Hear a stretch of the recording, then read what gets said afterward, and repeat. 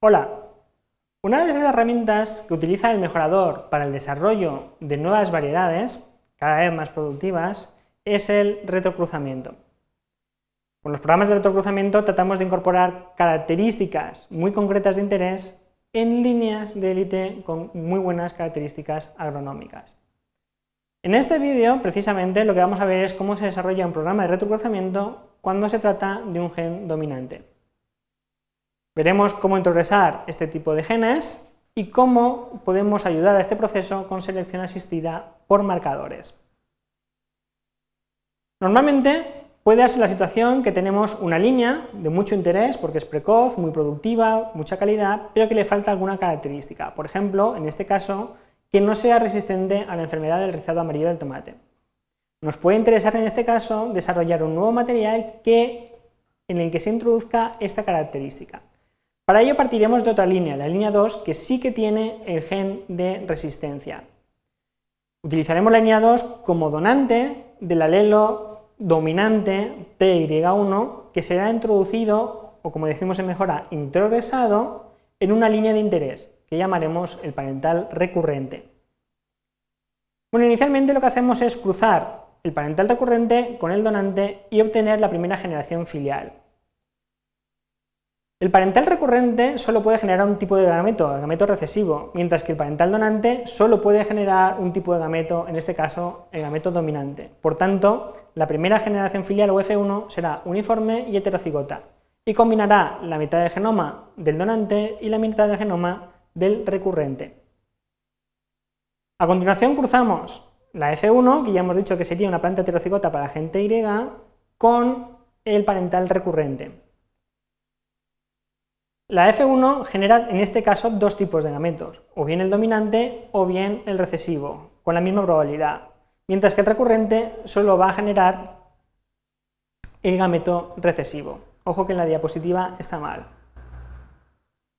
Bueno, se pueden formar por tanto dos tipos de individuos en la descendencia, o bien los heterocigotos o bien los homocigotos recesivos. La probabilidad de cada uno será 1/2. Los individuos heterocigotos mostrarán el fenotipo dominante, por tanto los podemos seleccionar para continuar el programa de mejora. En este caso hemos obtenido lo que llamamos la primera generación de retrocruzamiento o BC1 y tendrá un 25% del genoma del parental donante y un 75% del genoma del parental recurrente. Continuamos con los heterocigotos y lo volvemos a cruzar con el recurrente. Obtenemos la BC2 y de nuevo la BC2 tendremos la mitad de los descendientes heterocigotos y la mitad homocigotos recesivos.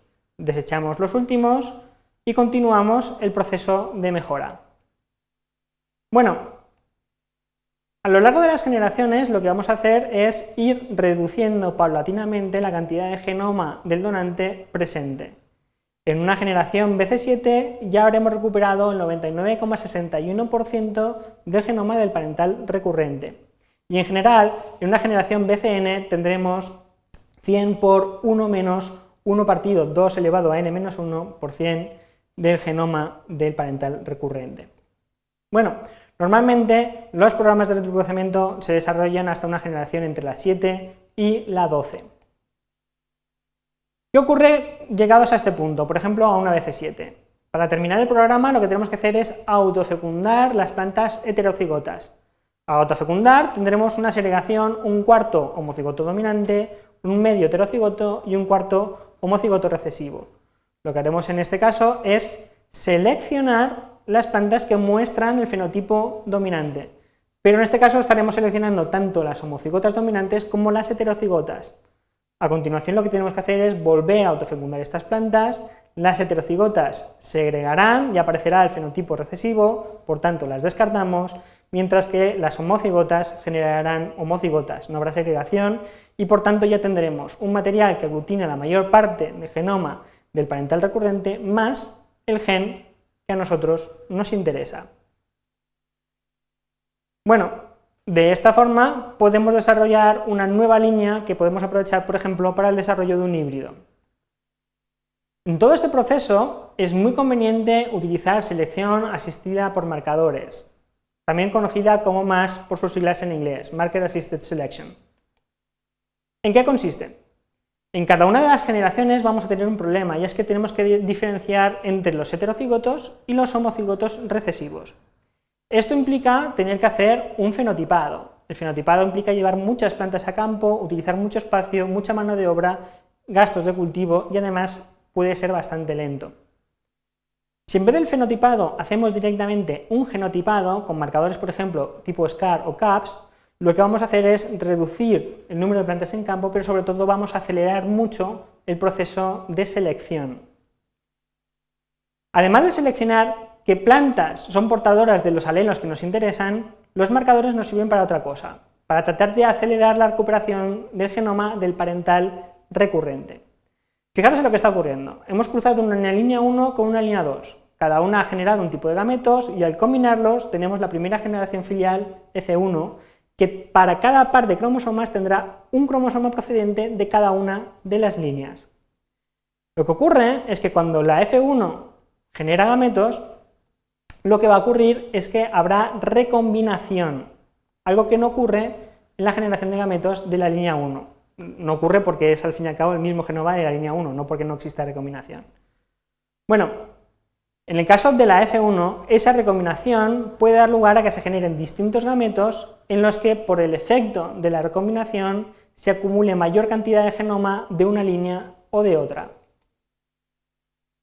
La combinación de este tipo de gametos nos puede llevar a plantas, por ejemplo, que aglutinen el 72% de genoma del recurrente, o plantas que aglutinen el 81%, por ejemplo, de genoma del recurrente. Si somos capaces de seleccionar aquellas plantas con mayor cantidad de genoma del recurrente, podremos acelerar el proceso.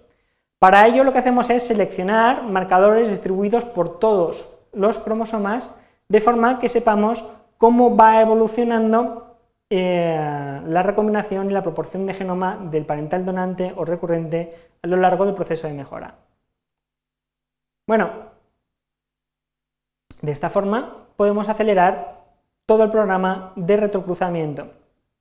En definitiva, lo que consiste es, vamos a partir de una generación que es segregante, vamos a extraer muestras, vamos a aplicar un marcador normalmente basado en PCR y a identificar, por ejemplo, las plantas portadoras del alelo de interés mediante marcadores SCAR o mediante marcadores CAPS.